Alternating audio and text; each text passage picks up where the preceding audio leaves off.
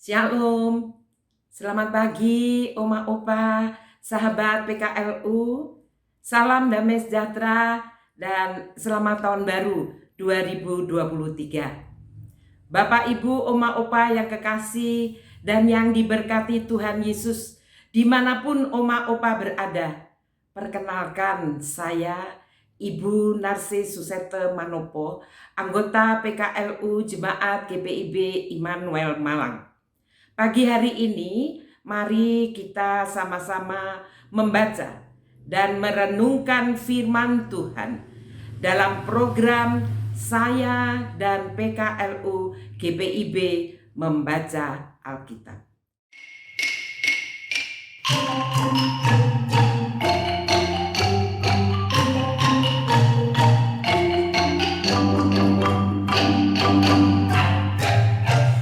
Bukan karena upamu dan bukan karena kebajikan hidupmu, bukan persembahanmu dan bukan pula hasil perjuanganmu.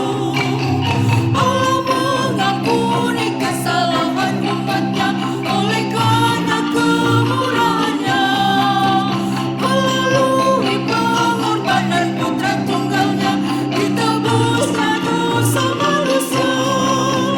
Bersyukur, hai bersyukur, kemurahannya pujilah. Bersyukur, hai bersyukur, selamanya.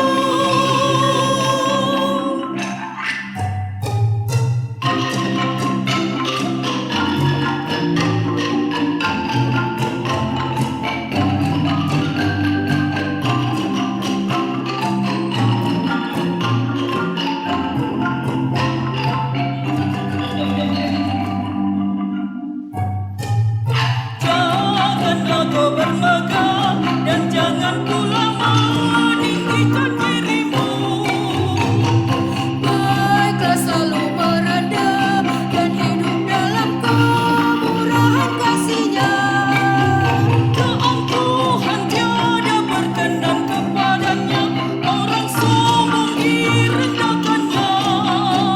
Yang lemah dan hina dikasihinya penuh, yang rendahkan ditinggikannya. Bersyukur, hai bersyukur, kemurahannya pujilah. Bersyukur, hai bersyukur, selamanya. Bersyukur, hai bersyukur, selamanya.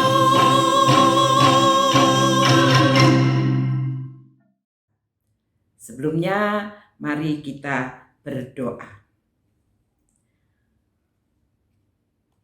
Bapa yang bertakhta di kerajaan surga yang mulia, kami mengucap syukur karena Engkau masih memberikan nafas kehidupan kepada kami secara pribadi. Terima kasih Tuhan Yesus.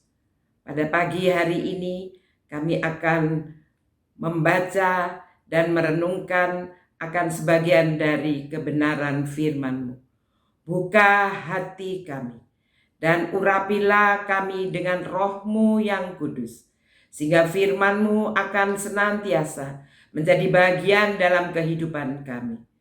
Dan pakailah kami masing-masing menjadi surat Kristus yang terbuka bagi kehidupan kami hari lepas hari. Ampunilah akan segala dosa kesalahan kami, agar kami layak di hadirat-Mu. Ini doa sembahyang kami yang kami alaskan hanya satu nama, Yesus Kristus, Juru Selamat kehidupan kami. Amin. Pembacaan Alkitab pada hari ini, Selasa tanggal 10 Januari 2023, diambil dari Ibrani pasal 3 ayat 7 sampai dengan 11 yang mengatakan, sebab itu seperti yang dikatakan Roh Kudus pada hari ini, jika kamu mendengar suaranya, janganlah keraskan hatimu seperti dalam kegeraman pada waktu pencobaan di padang gurun, di mana nenek moyangmu mencobai aku, dengan jalan menguji aku, sekalipun mereka melihat perbuatan-perbuatanku. 40 tahun lamanya. Itulah sebabnya aku murka kepada angkatan itu dan berkata, selalu mereka sesat hati dan mereka tidak mengenal jalanku. Sehingga aku bersumpah dalam murkaku, mereka tak akan masuk ke tempat perhentianku. Demikianlah pembacaan firman Tuhan pada pagi hari ini. Dan dalam SBU, tema pada hari ini yang diambil adalah mengapa mengeraskan hati. Dan ayat natsnya pada ayat yang ke-8. Janganlah keraskan hatimu seperti dalam kegeraman pada waktu pencobaan di padang gurun.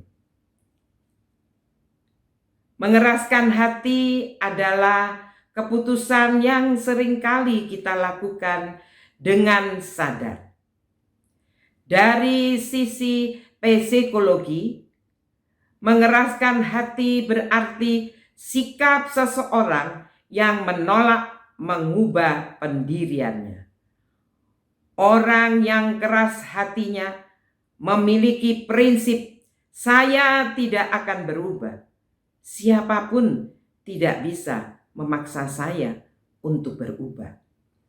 Jika hati mengeraskan, maka sulit menerima pembaharuan. Sebagai contoh, pada setiap bungkus rokok dicantumkan peringatan dan gambar tentang bahaya dan akibat rokok. Namun, peringatan ini seringkali tidak berdampak pada perubahan kebiasaan merokok. Penulis kitab Ibrani mengingatkan para pembacanya bahwa Israel pernah menolak firman yang disampaikan Musa, yang berarti menolak firman Allah.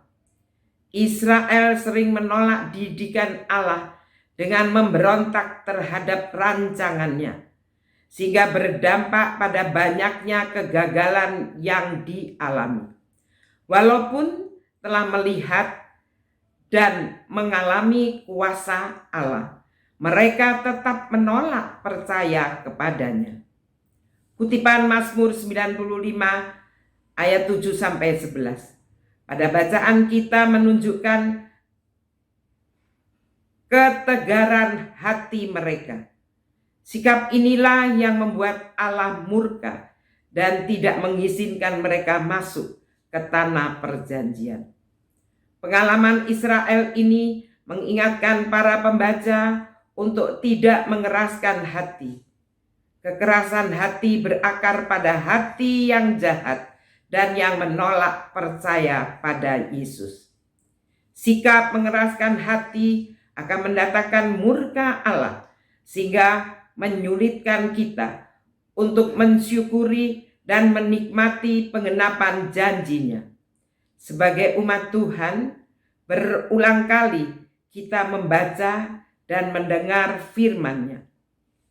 Pertanyaannya, seberapa besar sabda yang didengar mempengaruhi kehidupan kita? Ada kecenderungan orang beriman untuk mengabaikan suara Roh Kudus yang hendak menuntun dan menyadarkannya dalam keseharian hidup.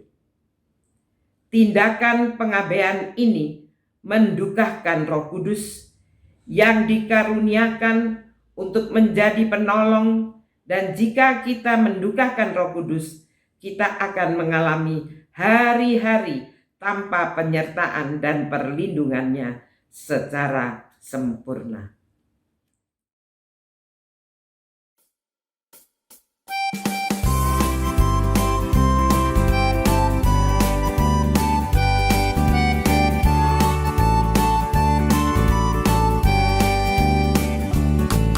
Rasakan nyala api dalam hatiku, ku selamat oleh kuasa Tuhanku.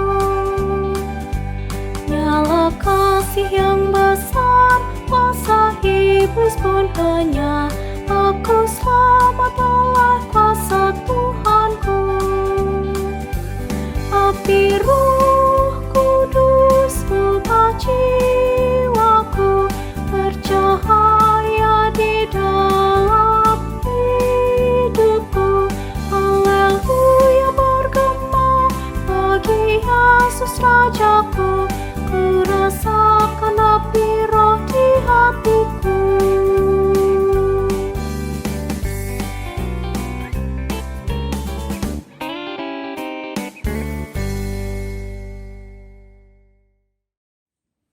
Mari kita masuk di dalam doa. Bapa dalam surga, kembali lagi anak-anak-Mu mengucap syukur karena Bapa sudah menyertai kami di dalam pembacaan sebagian daripada firman. Terima kasih Tuhan, kalau pagi yang indah ini Engkau masih mengingatkan pada kami untuk hidup, jangan mengeraskan hati. Ya Tuhan, biarlah kami senantiasa membuka hati agar kuasa firman-Mu melembutkan kekerasan hati kami dan memperbarui hidup kami. Terima kasih Tuhan Yesus. Dan kami juga berdoa untuk oma opa yang terbaring sakit, baik di rumah maupun di rumah sakit. Dengan bilur-bilur-Mu Engkau akan menyembuhkan mereka. Juga boleh Engkau sehatkan kembali.